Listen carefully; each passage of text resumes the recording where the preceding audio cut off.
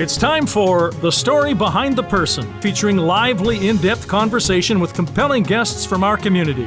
And here is our host, Jonathan Van Bilsen. Hello and welcome to this episode. My guest today is Dr. Steve Russell, a physician with the Medical Associates of Port Perry and the medical director for the new Oak Ridges Hospice.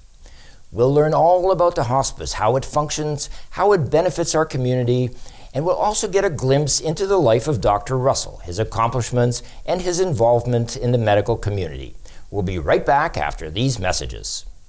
Top care with top stylists. Book your next hair appointment with Port Perry's award-winning hair salon, Rosario Greco Styles. The hair experience you deserve. Book today. Call 905-985-0099.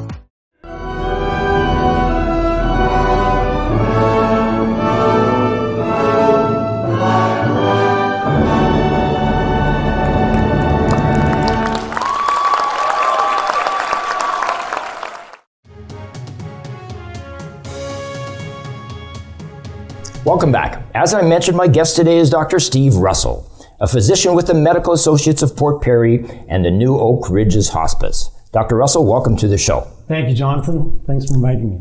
So I did a little bit of research on you, and I find that you've got a very, very interesting life. We'll talk about the hospice, but I wanted to get into your background a little bit. And your wife, who is also a doctor, and you met in Kingston, if I'm not mistaken, right? Yes, that's right. We were studying at Queen's University in the medicine program.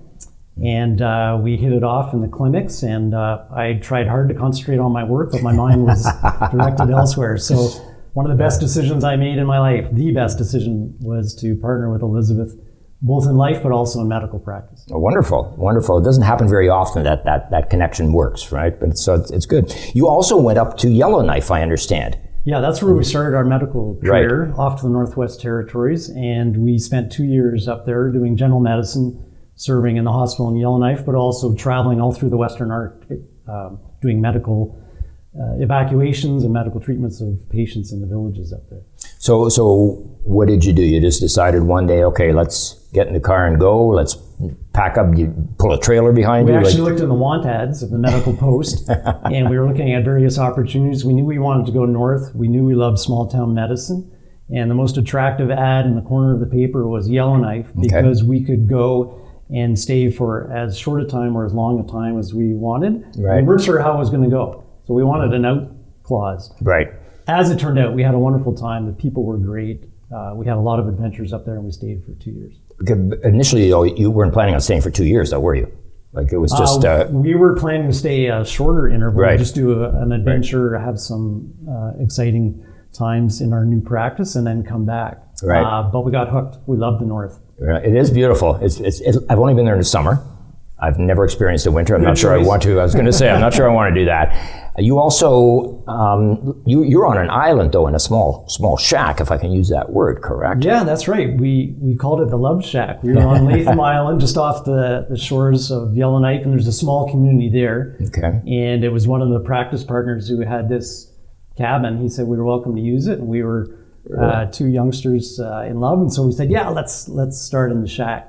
And so my first commuter vehicle to work was a snowmobile. Really? So I used to hop on the snow machine, and I guess for 8 or 9 months of the year, go through the back bays in the forest and off to the hospital, do my rounds in my winter Sorel boots, and then head off to the clinic. And that was just like a taste of the adventure that we had. That takes me back to Dr. Colquhoun and Dr. Allen doing the snowmobile runs in Port Perry way back when. There are some great stories about those two guys. And we can't share too many of those on the air. But so when you were up there, were there a lot of physicians? Was it basically there was a community of physicians? Yeah, we were in a group clinic of 5 physicians at the time, and there were probably 20, 25 community physicians in the area, and we had a relatively new hospital built there. Right. And so we had a number of specialists who were with us. So we felt as though we had the resources to provide care to the region. The exciting part was that region stretched for hundreds, if not several hundred kilometers up into the Arctic. So, what sort of population would you be servicing? So Yellowknife itself had 10,000 people. They were made up of primarily people working at the gold mine and for the territorial and federal governments. For a relatively young population, very active population. And then about 10% of the population were Inuit, or Dene First Nations. Okay. And so we cared for a mixture of people from those traditions as well. And I assume a lot of the physicians would be there for a shorter duration, like not for their entire life. Yeah, there were a very few long servers there, but many of us were coming up and having a medical adventure, and then they would often move on. So it was the arrival of our first child that prompted us to think we should probably return home. Yeah. And so we did. I remember I spent a couple of weeks up in Thompson, Manitoba, and there was a doctor there from Boston. They actually had to pay her an incentive to come up at that time, because some places it's very difficult to get medical people to come up, health care professionals to come up. Yeah, we missed the incentive plan arrangement, so I just wanted to snowmobile, so that's what drew me up there. But yeah, we had lots of fun, lots of adventures outdoors. Yeah. And probably still some contacts that you're in touch with from time to time? Yeah, we made some good friends there, and they've often moved on to other places in the continent, but we stay in touch. Yeah. So I believe you're originally from the Oakville area. You lived in Kingston. You went to Yellowknife, and then you just sort of looked at the map and say, wow, there's Port Perry. Let's go there. Yeah, we knew we wanted to return home to Ontario. Both our families were in Ontario. We wanted to be in a region that was strategically between both in-laws, because we had a growing family. Right. So between Oakville and Cobourg, we looked at the map at all the small towns that had blue H's on the map. So we wanted a small town hospital. And I remember calling the Port Perry Hospital one night when I was on call in Yellowknife. Right. Dr. Gordon Mercer picked up the phone in Port Perry, and we were chatting away, and I just asked, would there be any chance that you might be looking for a physician in Port Perry? And he said, where are you calling from again? I said, yeah, I'm calling from somewhere in the subarctic, but we're looking to come home. So we did a tour of various towns. We loved Port Perry. Right. We really hit it off with the medical group in Port Perry. We realized that there was a very special community of physicians here and their families. And it just all was very attractive to us. And this would have been in the 90s, right? Yeah, 1993. Yeah. So I don't think Port Perry had a lot of female medical practitioners. In fact, Elizabeth was the first female practitioner in Port Perry, and she broke a lot of ground. She was a pioneer. Yeah, she's made of good stuff, and she's a fantastic physician. And she easily won over the physicians here, and taught them a thing or two as well. Right, and I won't ponder the thought that if she didn't want to come here, or if there was no Elizabeth, you might not be here either, sort of thing. Well, she was kind of our selling card. Right. First female physician, and we delivered babies back in that day, so there are a lot of women who just love the idea of having a female doctor, and so I came along as a tag team. So while you were up there, you also did a lot of commuting by airplane, I would imagine, to some of these locations, right? Yeah, when we were on call, we'd answer the call in the emergency department, and we'd head off to the airport and hop in de Havilland or a small King Air jet and fly up to these communities, and provide care, and then bring people back either to the Yellowknife Hospital or on to the Edmonton Hospital.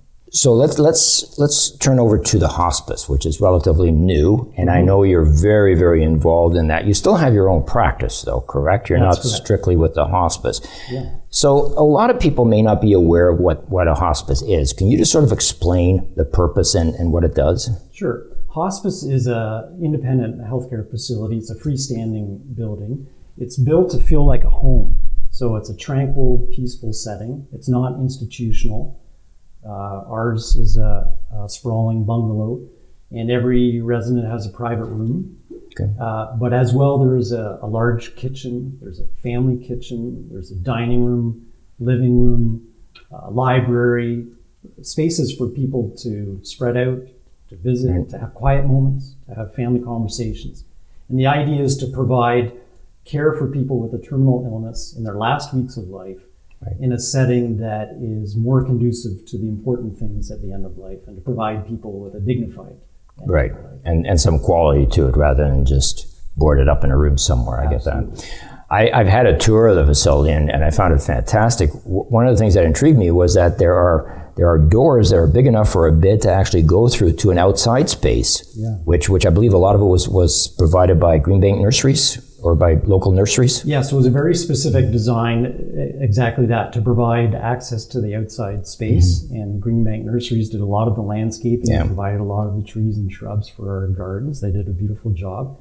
And it was important to us to provide each resident with beautiful views, right. and the ability to open windows, have fresh air. And right. then if they are able to go by chair or by bed, they can be wheeled out onto a beautiful sunny patio or out to the gardens and right. enjoy the outdoor space too. And family members can stay there with these people during the day and so forth, not overnight, I assume, but during the day for the most part? Family members can visit. Obviously, we've followed the provincial mandates on restrictions during the COVID pandemic, but within those restrictions, we certainly encourage families to visit and spend time with their loved one. Right. There is a family cot for people who are wanting to stay overnight. Okay. And we actually chose a design that allows the bed to open up, move beside the patient's bed, the resident's bed. Right. And so if they wish to cuddle or stay together through the night, they can do that, just as they have all through their years of right. life. Right. That's and so nice. that was important to allow that right. to continue on in a dignified way. So how did you become involved with it? Well, I've provided palliative care as a general practitioner all through my career. Okay. And every place that I've ended up, I've been part of the palliative care team, and we established the program here in the early 90s. Right. But we could see as physicians that when we provided care to people in the hospital, it was a very busy institutional place, right. lots of noise and lots of technology. Right. When we provided care to people at home who were dying, it was very stressful on the families. It still is. Yeah. Many families can do it, but it takes a lot of devoted family members and time to do it well at home. Right. The hospice concept came to us from the UK and was promoted in 2005 by the Ontario government to develop community hospices. And the hospice was a freestanding structure, not the hospital, not institution, but a place of refuge for families who couldn't manage it at home. Okay. And so this idea brewed in our minds, and I guess I in particular took the lead on this right. and said we should have a hospice in our region. Durham region has not had a hospice up until Oak Ridges came on the scene. So I served on several committees searching for a plan and partners to build a hospice in our region. I actually started that in 2008. Went through various iterations. We partnered with Durham Hospice for a while. We had a North Durham committee. But one of the stumbling blocks was sustainability and ongoing funding. And right. that's where we kept running into obstacles. And then the story changed in 2015. There was a turning point. I got a call at my office from Kevin Morgan. Mm-hmm. And he and his friend and business associate, David Sidhu, approached us and said, if you're interested in building a hospice, we have some financing that will help make that happen. So it was one of the most wonderful moments in my practice to get a call like that. They offered up $2 million to get us started in capital funding. And that was a real game changer for us. That's amazing. I'm gonna actually stop you right there for a minute because we're going to take a commercial break. Sure. When we come back, we're going to find out much more about the hospice and how it operates. We'll be right back. It's about your brand, and at PP Print, we can help create promotional products and apparel that will put you above your competition. PP Print, more than just print. At Voss, your independent grocer, it's all about hometown living and shopping. Owned and operated by Port Perry's own Terry and Christine Voss, the independent grocer carries many local items to support our town and its residents.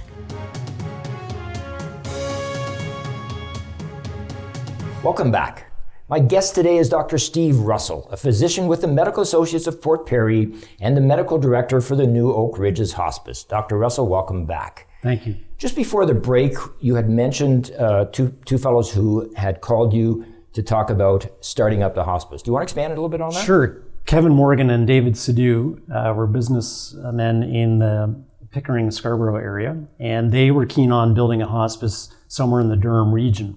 They had a passion for it through their own personal family experience and friends.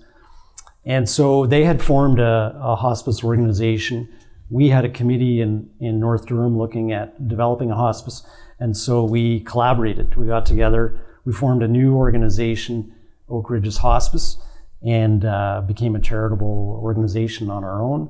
And it was with these two fellows that brought their business and entrepreneurial experience that really made our project take off. Okay. They had the know-how and the connections to get us moving and the determination to get the project off the ground.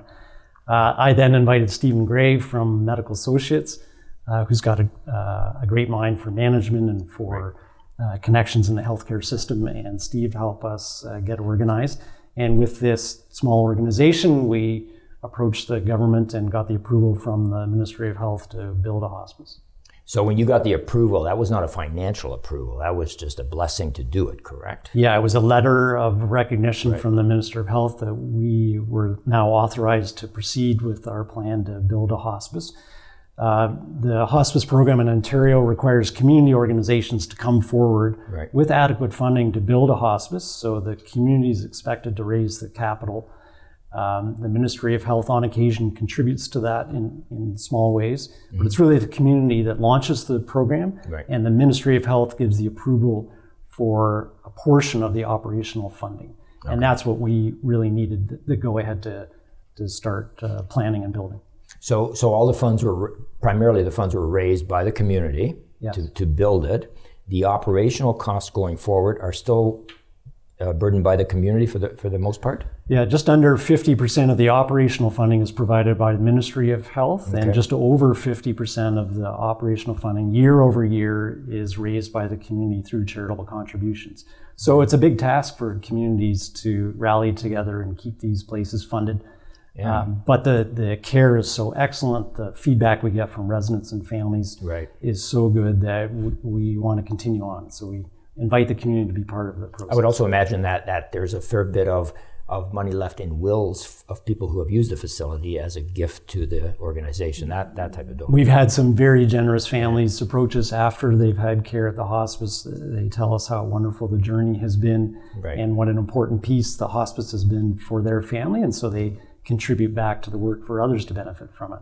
There is no cost to staying at the hospice. I was going to ask, is there a fee? Residents and families are not burdened with any sort of financial costs. It's all provided through the goodwill of our donors. So it would be open to anyone, no matter what their financial situation is, which is exactly right. Which is great. I mean, it's a rarity nowadays in a lot of places, so that's nice. So is the who decides who goes? So we have an intake process with several professional staff who contribute to recognizing people who would benefit from hospice and making referrals in. And we actually take referrals from all sources throughout the region. So nurses in the community, family doctors, palliative care physicians, the hospital and the cancer center. Families can make referrals on our website. And so people come to our attention through various sources. And then we meet as nurses and doctors and administrators and look at everybody's individual situation and the ability of their families to continue on what they're doing if they're at home. And we try to bring in people who are in the most urgent need of our style of care. And usually people are arriving in their last days or weeks of life to our facility. What is the average stay? Do you have the statistics on that? Yeah, so depending on the time frame that we look at, our average length of stay is between 3 weeks and 6 weeks. And that is mirrored throughout the province and what most hospices experience. It's amazing because it's a very depressing time in people's lives, especially in a family that's with the person. So if you can make that as I know, improve the quality as much as possible, I'm sure you've seen amazing results from that, heartwarming results. I mean, obviously approaching death is one of the greatest challenges of our journey here on the earth, and but it's a very important time. We feel like it's an honor and a privilege to be part of people's end-of-life experience and to help families through that journey. And they reflect back to us that the hospice has provided warmth and compassion, but also a lightness and capturing joy in small moments, so that even as our days wind down, we can find dignity and joy in the end of our lives. And do you provide things other than just the medical care? Like, do you have psychologists or people that family can reach out to? We certainly recognize the importance of total care, and that involves support emotionally, psychologically, spiritually. We do have a supportive care coordinator who's tasked with providing those resources in our facility. All our staff, nurses, personal support workers are all trained in providing that kind of care, and our volunteers actually have training as well in providing not only support to families, but also bereavement after the passing. And you have room for, you have 10 beds, 10 bedrooms? We have 10 rooms. We're funded to operate 8 beds. So we have 8 operating private rooms for residents. All right. So you have 2 rooms that are not being used, or do you rotate? Our vision is to expand to a 10-bed facility based on demand in the region. Right. And we would just need the green light for operating funding for those 2 additional beds so that we could be a full 10-bed So strictly facility. the funding is the only thing that's holding you back. There's no other parameters. You're allowed to do it if you have the money, sort of thing. Yes. Okay. Would you ever expand beyond the 10? It appears that the ideal size for a hospice facility to keep it this warm, peaceful environment is a 10-bed facility. And that's kind of the standard around Ontario. Interesting. So they don't really encourage expanding beyond that size. However, there are other hospice projects underway in Durham region. So to expand our ability to provide care, Whitby has a hospice organization and Clarington has a hospice organization. And through Durham Region Hospices, they're planning to build facilities as well. And they'll be similar in size, 9 or 10 beds. Okay. So I find it amazing that you've got this region with over 1 million people, and you've got this small little town of 20,000 people, and dang, they've got the best hospice in many, many miles. Our community had the passion to get behind this project, and it's really because of our community members that we're able to do this. It's wonderful. Right. Well, it's throughout the community. I mean, we just had the CT scanner fund, which they exceeded the amount they wanted in less time. So it's unbelievable how giving the community is and how much they respect and appreciate that. Fantastic. And over all my years in Port Perry, I've seen that time and time again. Yeah. People rally behind the community. And even the people that get involved, like I remember when Doug Brown was in charge of the hospital foundation and a pharmacist in town, and I think Dr. Stewart, John Stewart, was also involved. And it just, it doesn't end. So are there physicians on staff, or do you rotate as needed at the hospice? Or we had an existing team of physicians who provided palliative care in the community, so in people's homes, making house calls, also at the hospital. So that team of 5 physicians has carried on providing care at the hospice. Okay. And so we take turns being on call and being available to the hospice. And you have a nursing staff. What is the total staff approximately of the hospice? It would be a stretch for me to identify the exact number, but we're in the range of 20 staff members, and those are registered nurses, RPNs, and personal support workers. Right, and they're permanent there, right? They don't rotate, or do they? Many of our staff are solely employed by us, but there are some who work in other facilities as well. And then we have a director of care who's a very experienced palliative care nurse who's taken on the role as a manager of the facility. Okay. I know a couple of people. I know Brent Farr, who's the executive director. He spent a long time with community living, so he certainly has a passion for that type of industry, if I can use that word. And I'm assuming he's enjoying his job, because we hear nothing but good things from the... Yeah, Brent's got a real passion for serving other people. We actually lured him out of retirement from community care Durham. Right, because I heard he was retiring. Yeah. And so we worked him hard in his... short retirement phase. Brent's got a great vision for managing resources to serve people. He knows the region really well. He's well connected throughout the region in health and community services. He's great with people, and he gets to know even the residents and the families who come and stay. Has a real heart for people, so that comes through. And Pam Stevenson is our director of care. She's a nurse who's got lots of experience in hospice as well as many years in palliative care. So she brings real mature leadership to our nursing staff. And I assume that part of Brent's job especially is also to raise funding, right? To bring in money. That is his job. I keep reminding him that. Okay. All right, if you're watching, Brent, that's your job. Yeah, that is an ongoing task, and it's unique in the healthcare system that the community is required to raise funds for operating a facility. And yet the people who go through our hospice find it the most wonderful facility. They want to give back. And people who understand what hospice is doing for folks really want to contribute to it. So this is a community project, and we want to invite the community to be involved all through our journey. I know one of our doctors right now, Kim Ferguson, is doing a challenge to raise, I think, $10,000 for the hospice. And if she's successful, she's going to skydive out of an airplane, which is a bit extreme, considering she's scared to death of heights. It's incredible, Kim's dedication to the cause, that she would jump to this project. And she's invited me, but I said that we have to have one physician still on the ground. So I've taken on that task and let her jump. And I asked her not to jump over my house, just in case. Why, aside from the points that you've mentioned, but the future of the hospice, do you think it will continue to flourish? Will it get better? Will there be more? Or do you see the economic situation in Canada and the world putting a hold on it? Well, we know this, the need will not go away. Right. We know that folks need care at the end of life. We know that our population is growing, but also aging. Mm-hmm. And so we know the demand for our services will only grow. And so we have to meet that challenge. We're providing care in our residents. We also have a vision to grow our services so that we can expand into the community and provide excellent care in people's homes or other settings. And we also want to be a hub for palliative care excellence. So training and encouraging other professionals to get involved in end-of-life care so that we can expand our network of caregivers. Dr. Russell, thank you so much for this information. It's been wonderful to have you as a guest. I've learned a lot about the hospice. I think a lot of people will be enlightened by it and hopefully will get more involved in it as well. So thank you for being here and all of the information that you shared. And thank you all for watching. Please join us every month to find out the story behind the person right here on Rogers TV.